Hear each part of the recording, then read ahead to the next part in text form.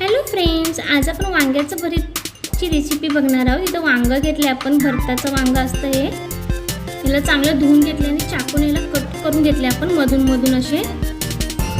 आता याला गॅसवर ठेवून भाजून घेणार आहोत। इथं जाळी घेतली खाली चिटकू नये म्हणून। चारी बाजूने याला छान असं मऊसर भाजून घ्यायचं आहे। याची स्किन काढून घेणार आहोत आपण। स्किन काढून घेतलेली आहे। इथे मसाले घेतले आहेत त्याच्यासाठी वापरण्यासाठी। इथे कोथिंबीर घेतलाय, कढीपत्ता घेतलाय, बारीक कांदा घेतलाय चिरून, टोमॅटो घेतलाय।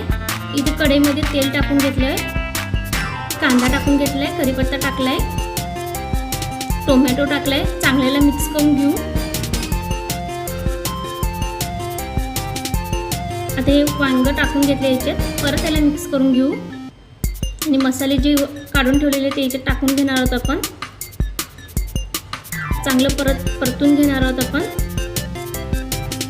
आणि याला झाकण ठेवणार आहोत 2 ते 3 मिनिटं। जास्त बॉईल करून घ्यायचं नाही आपल्याला, ऑलरेडी वांगं शिजलेलंच असतं। हे बघा झालेलं आहे। आता वरतून आपण कोथिंबीर टाकून घेणार आहोत बारीक चिरून। व्हिडिओ आवडला असेल तर लाईक सबस्क्राईब करायला विसरू नका friends. Thanks for watching friends.